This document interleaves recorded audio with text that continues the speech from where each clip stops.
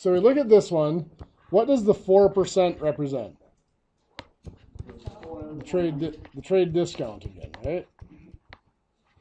Yeah, it's the 4 out of 100. But the 4 is the trade discount. The 100 is the list price, just like before.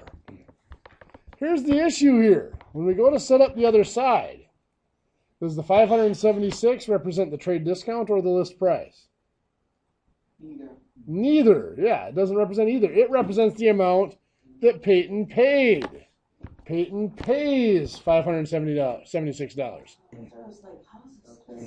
Doesn't work for either one. We can't put it in here either place. Well, when we're dealing with percents, there's two cases of percents. Wait, so that question can't be solved? Oh no, it's not that it can't be solved. It just can't be solved with that approach.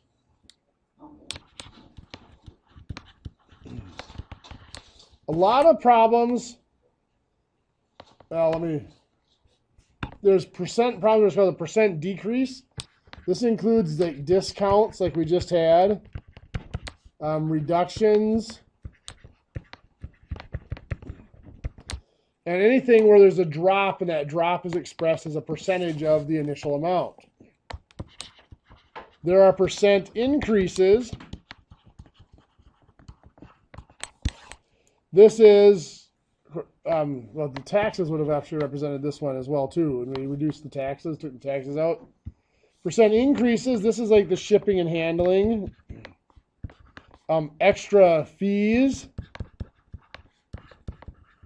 charges, or taxes, like a sales tax gets added on. So that's where it's different. Here, the income tax was subtracted out of the whole amount to get what was left over.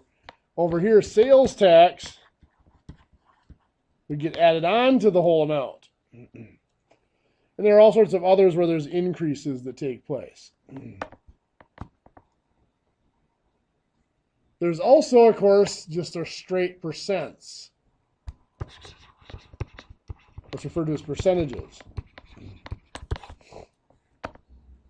In a percentage, let's say we're looking at the first one where profit is 12% of gross sales. The gross sales, of course, was the 100%, right? The 12% was the profit. So the gross sales was the whole amount. Well, if 12% out of that gross sales is profit, that leaves 88% that's something else, right? Expenses, overhead, charges. Where did I get the number 88? Yeah. 100 minus 12. If the profit is 12%, that means 12% out of that whole amount, out of that 100, that means there's 88% that's left over. That's something else that we have not addressed yet. So back up here, in a percent decrease problem, we always start, whether it's an increase or a decrease, we always start with 100%. In a decrease problem, we subtract out whatever that percent is. Now, for argument here, let's say that this is going to be a 6% increase or a 6% decrease. 6% discount for what I'm looking at here right now. If the discount is 6%, that means the amount paid is 100 minus 6, or 94%. On the other side here, let's say it's shipping and handling. If shipping and handling is 8%, that means the amount paid is 100 plus 8, or 108%. So we have to keep those percents in mind. For the one we're doing up here now, if the discount is 4%, what other percent is represented in this problem? Yeah, 100 minus 4, or 96%. So the 100 still represents the list price. The whole amount is the list price in this problem, no matter what piece we're looking at. So what that 100 represents will not change in this problem, no matter what we're looking at. The 96 represents the amount paid after discount. So now, where does our 576 go? That's the amount paid after discount. So it goes on top. Very good. So now we can cross multiply. 100 times 576 divided by 96 is $600.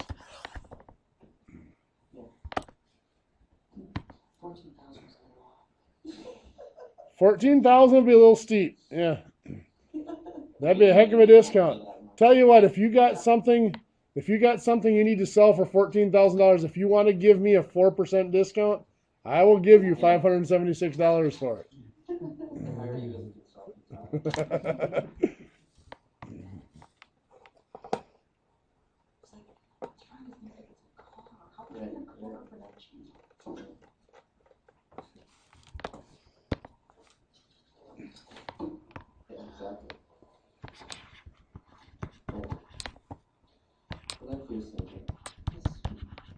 So Pete receives a 13% trade discount.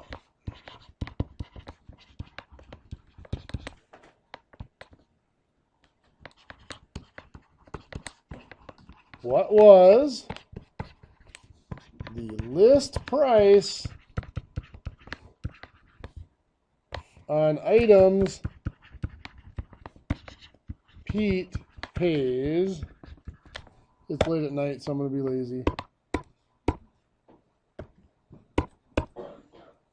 $1,653 for. Technically, I should say items for which he pays $1,653, but I'm a math teacher, not an English teacher, so I'm not going to be picky. I'm going to give you guys a minute to set this up, and then we're going to talk about it. See what you can come up with. Then we'll talk about it. Okay, so obviously the 13% is not the percent we used here. What percent did you have to use? 87. Good. It was 100 minus 13%. Because the 87 represented the amount paid after discount. The 100, of course, represents list price.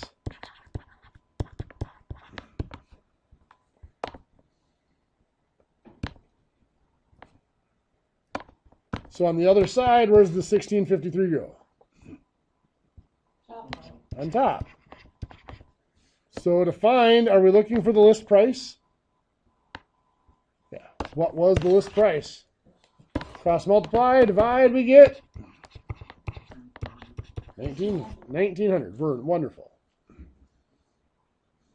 Now I'm going to show you a little device I use for working with percent increase and percent decrease problems. I find it is easier to write out the words and fill in the numbers. So here we have list price is what we start out with.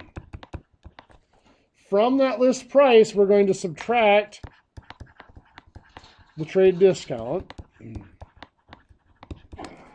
And we're going to get the amount paid.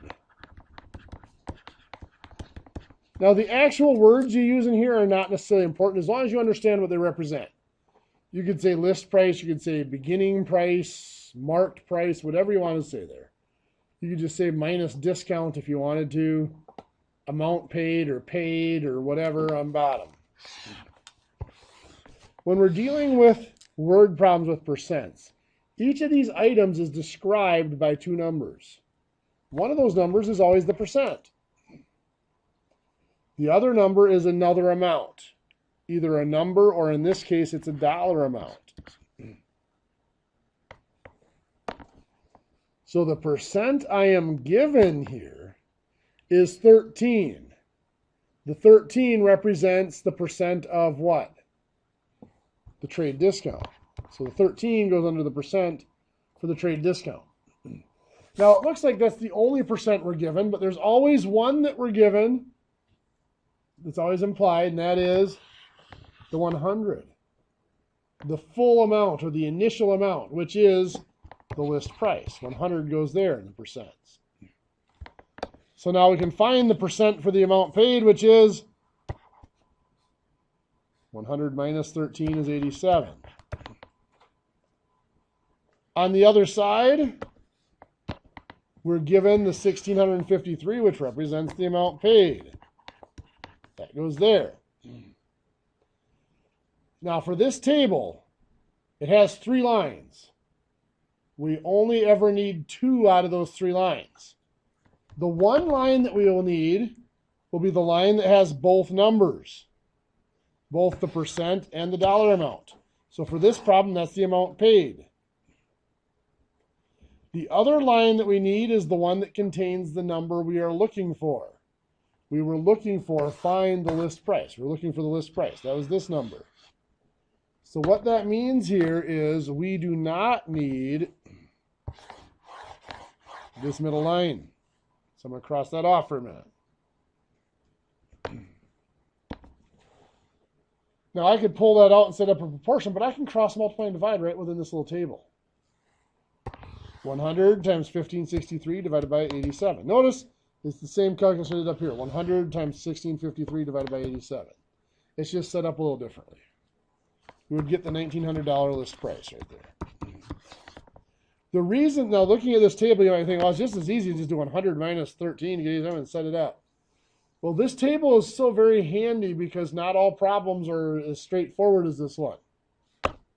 For example, I might give you one like this.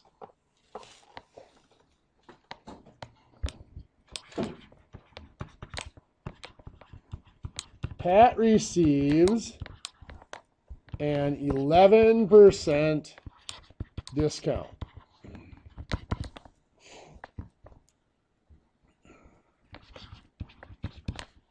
Pat pays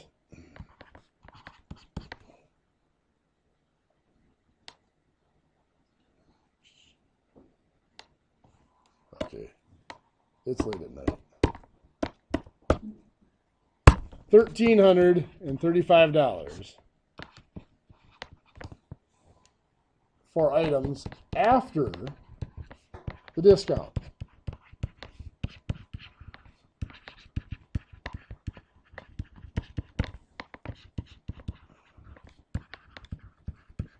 How much did Pat save?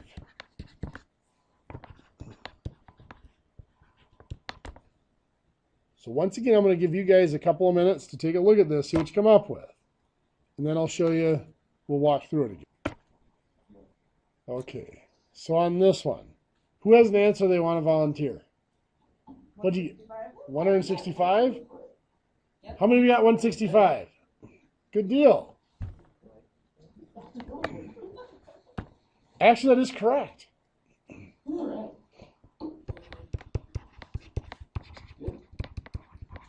I'm going to use my little table here again. List price minus the discount equals the amount paid we have percents and we have dollars. So now the 11% is the discount. List price, of course, 100%. We subtracted the amount paid is 89%. On the other side, we have the 1335, which is the amount paid. Are we looking for the list price? Well, we need it. Well, not necessarily. Oh. We're looking for the discount, right? Now, my guess is that most of you found the list price and then subtracted them, right? But I'm going to show you a neat little trick here. That's why I like this table. We have both numbers for the amount paid. We have the dollars and the percent, so we're going to use that row. We want to find the discount, so we're going to use that row. So the row I'm going to ignore is the list price. I can just go ahead and do 11 times 1335 divided by 89.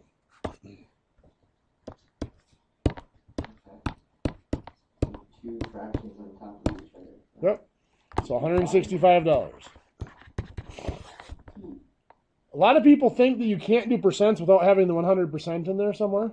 But here we're comparing the two pieces. The 11% and the 89% add up to the 100%. But we don't have to have the total. We can just compare the two pieces. That is the percent. Yep. So let's see here. Let's say that Kim pays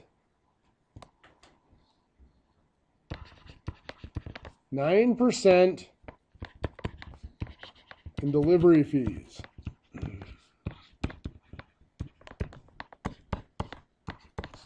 If the delivery fees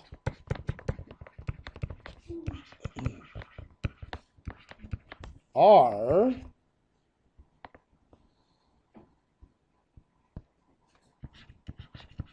$171, what was the total amount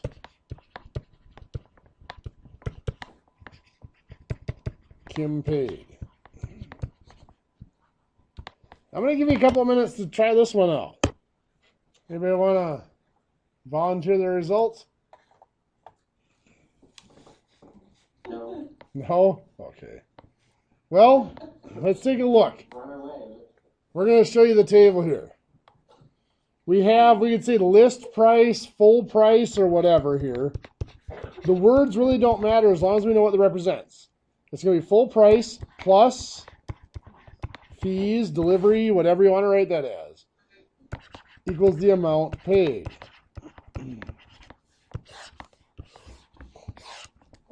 Again, there's going to be percents, and again, we're dealing with dollar amounts here. We have 9% delivery, so that goes here. The full price, the starting value is always 100%. Now here, it's not subtracted, it's added. So the amount paid is 109%. That's what it was. Okay, cool. So now the 171 represents the fees. Now most people would find the full price and then do the addition, but we don't have to. I mean, for the fees, we know both numbers. We know both the dollars and the percent for the fees. We are looking for the amount paid. So let's use that line. So we're going to ignore the full price line again. So we can just cross multiply 109 times 171 divided by 9.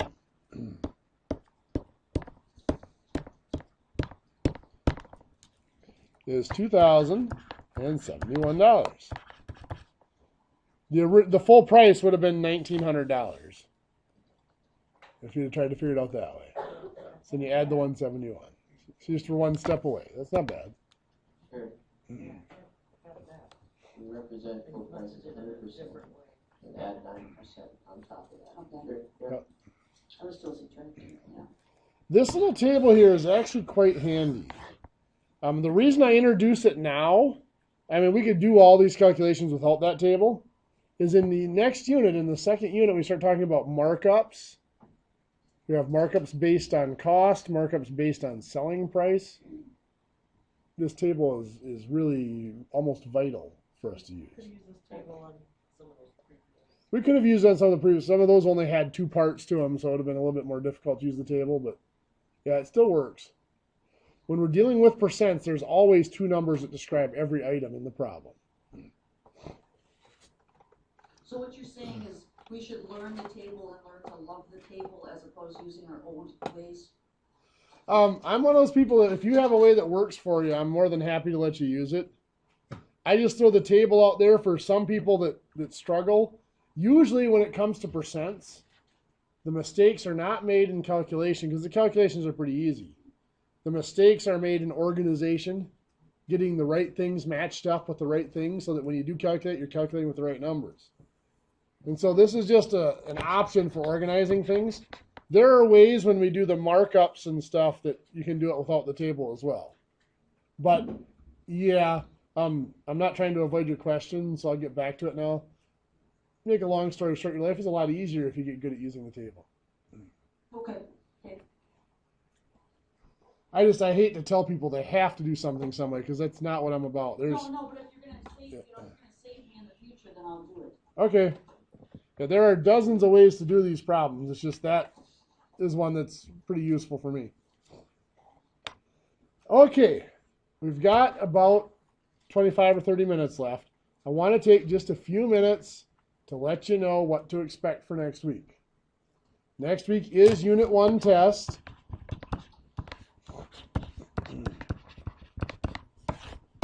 I will give you the full 2 hours and 50 minutes to do the test. Those of you here, I am in this classroom all day, so I know a lot of you have a long gap between your last class and this one.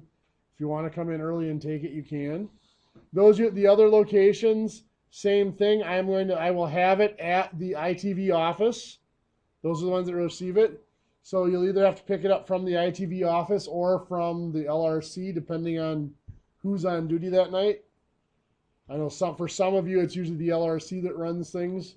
I know in Ashland, especially, it's the LRC that's running things at night most of the time.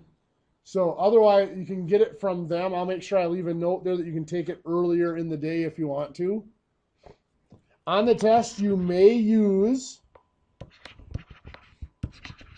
your book. You may use your notes. And of course, you may use your calculator. On everything.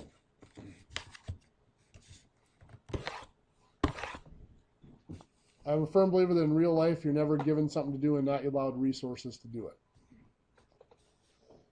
Topics to cover. Well, the percents that we just talked about are going to be there. Order of operations that we did at the beginning of class, that 30 minutes we spent on those are going to be on there.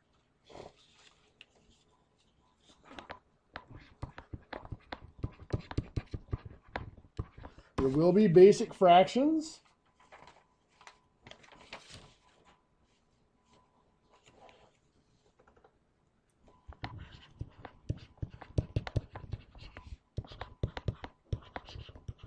There will be solving equations, like we did last week, solving equations with parentheses, equations where the x appears more than once, solving equations that might have fractions or decimals in them. We'll be solving a pretty good handful of equations. Those are the basic concepts on the test. And after we finish the test, then do we hand it back into the learning center? Yeah, depending on your location, sometimes they'll do is they'll actually just leave a folder in the front of the room during class. Oh, okay. So if you take it in class, you put it back in that folder. If you take it before class, if you take it earlier in the day, yeah, you'd give it back to whoever it was you got it from. Some locations, depending on the room you're in, it's better to take it back if they're still there. If there's anybody still in the library or in the ITV office when you get done with it at night, it's better to take it back to them because sometimes they forget to come in and pick up the folder for the tests. It's all on paper, not online. It's all on paper and pencil for the test, not online. Now, of course, those are the topics. Within those topics, there are going to be word problems.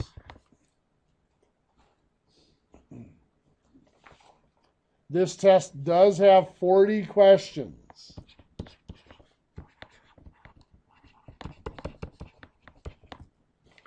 Of those 40 questions, 13 are word problems.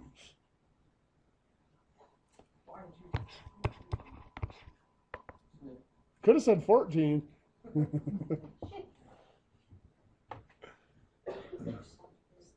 night is young. So, now before, if anybody needs to get going, I will let you know. There is a new quiz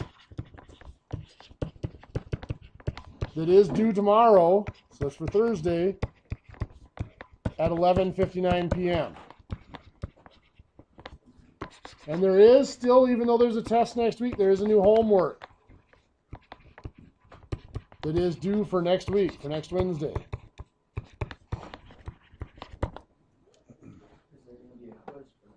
There will not be a quiz next week, no. So now with that said, looking back to these topics, are there any of these topics that anybody wants me to go over for the last few minutes here? I'm doing overload my brain. Nobody wants to get fried? Yeah, I got my license plates with me. I got my accent. Oh, You explained it. it's understandable. Some of the word problems? Okay.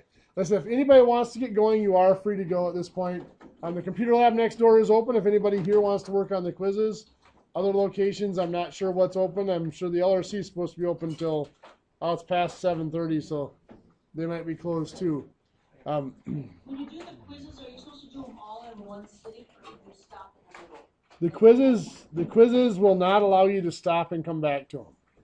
Okay. For the tests, I mean, they said we're going to take for this the paper and pencil test next week. We are going to take the full 3 hours of class. You are allowed unlimited time, so if you need more time, you can have it. The only thing for the test is I do restrict you to 2 sittings. So what that means is if you work on it on Wednesday and you spend 2 hours on it and your brain is just scrambled, which I totally understand, and you need to walk away from it. Yeah. We can come in any time during the day? I should be here all day on Wednesday, so you can come in earlier and take it. Yeah. So let's say you take it Wednesday, you spend 2 hours on it, you do what you can, and your brain is fried, you need to walk away for a while and relax. That's fine. If you come back later Wednesday and work on it, you can, or if you come back Thursday, that second time you come back to work on it, you have to finish it that time. Yeah, you're not really limited to the 2 hours and 50 minutes. If it takes you 8 hours to do it, as long as you can do it in 2 sittings. I don't want people, I've had people in the past that come in, work for an hour, leave, come back the next day for an hour, and they come in and out for 4 or 5 days working for a half an hour at a time. And what that does is it holds up the grading. I don't like to grade them until everybody's done, and then I can't pass them back until everybody's done. So I do limit you to 2 sittings. There has to be a little bit of pressure with it, right?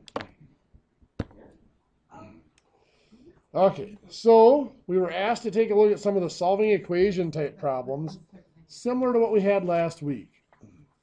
So we're taking a look at a couple of them.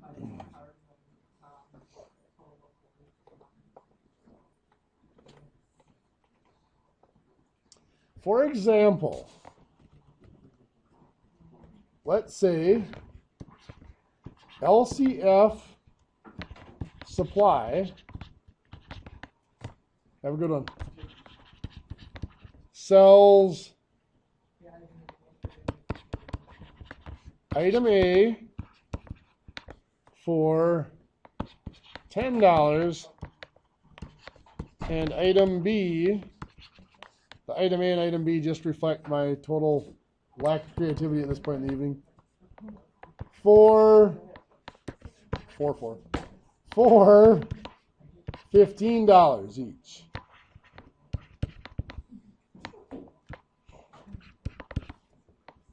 If LCF sells 8 items for a total of $90, how many of each were sold?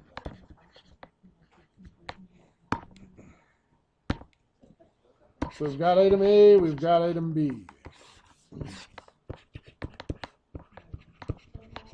We've got the number sold.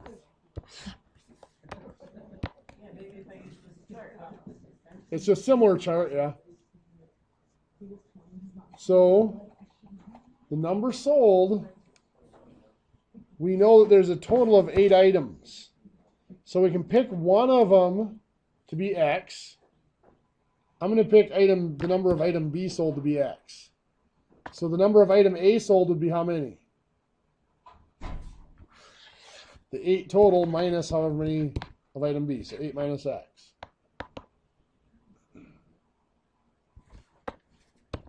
So if I want to find the dollar amount for each, the dollar amount for each is the price for each times the number sold. So for item A, it sells for $10. That's $10 times 8 minus X.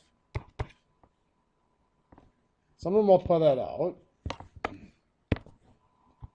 10 times 8 is 80. 10 times a negative X, read that as a negative 1X, is negative 10X. For item B, sells for $15 each. So the dollars we brought in from item B is 15 times there were X of them sold. So that's just 15X is the money from selling item B. Total is $90. So if we add these two together, we get $90. So 80 minus 10X plus 15X has to add up to $90. Now what?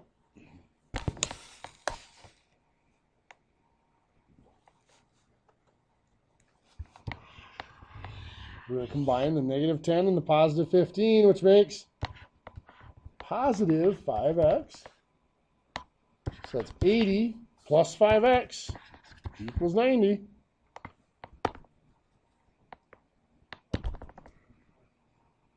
What's that? You got her? Okay. Yeah, it's a negative 10 and a positive 15. So negative 10, positive 15X. So now we got to subtract the 80. So we're left with 5X here. 90 minus 80 is 10. Well, dividing, remember when we take it apart, we got to go in the opposite order. When this was built, the order of operations says you would have multiplied by 5 first and then add 80 to it. When we take it apart, we got to take off the last piece first. So the 80 was added last. That's the first piece we take off.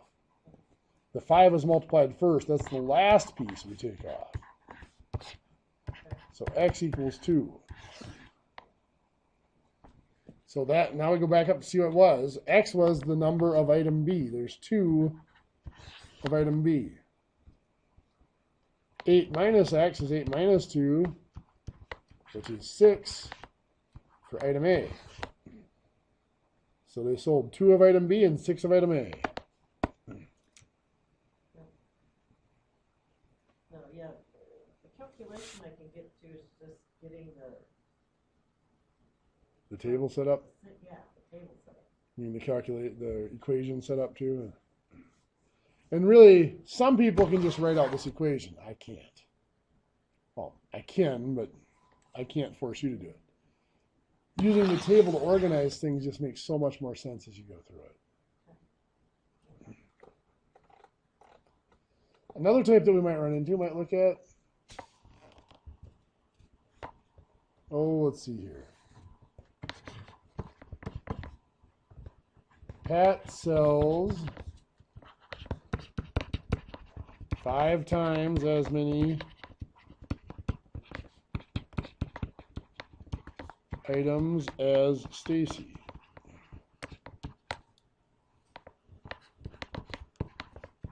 In a day where they sell 96 items,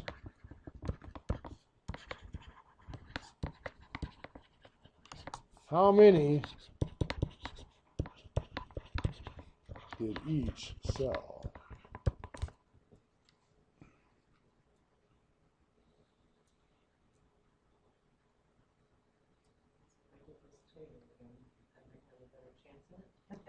Yep, that's where I'm going with it.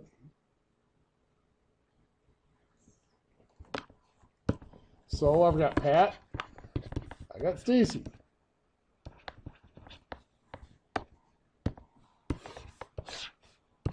The number sold.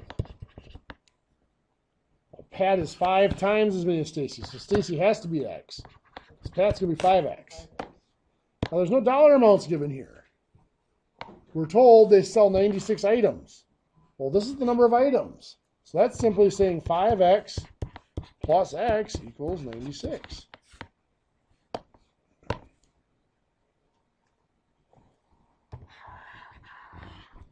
5X plus X is what? Yeah, we think of that as being a 1X, so 5 plus 1 is 6X. Equals 96. And divide by 6. So X equals 16. So we go back here. Stacy has 16 items. 5 times 16 is 80. So Pat sells 80 items. And that does add up to 96, so that looks pretty good. What do you think? Okay. Anybody else have any other questions?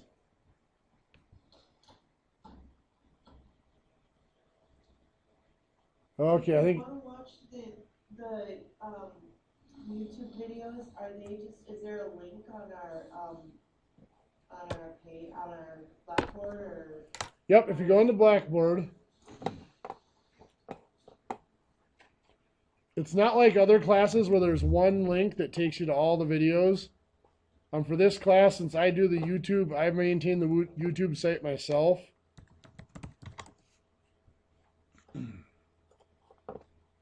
So you go to this class, click on course information, and scroll down. Here's all the links to the YouTube videos. Okay. Right here. It works best if you copy and paste them into the browser. They just seem to work better that way. Sometimes clicking on them can do funny things. And since my videos are more than 20 minutes long, I can't stop them from putting ads in them, unfortunately. But they should even be closed captioned now. How have YouTube fixed it? Because I know they've had problems with that in the past. Oh, I've looked through some, and yeah, their closed captioning and what I'm actually saying are not always really close. But Yeah. it was an attempt. Okay, I think you guys have suffered enough for the night. We'll see you guys. On last week. The quiz is on last week's homework. The homework that was due tonight, the quiz is going to mirror that. And then we got. The new homework is going to, on this stuff, yeah. So I'd recommend you do the quiz first. There won't be another quiz next week. Okay, so we don't have a quiz on. No. So I would recommend you do the quiz first. That's going to be on the stuff for the homework that you just finished. And then the new homework will be on the stuff we discussed tonight. And the stuff we discussed tonight won't have a quiz because we have a test next week.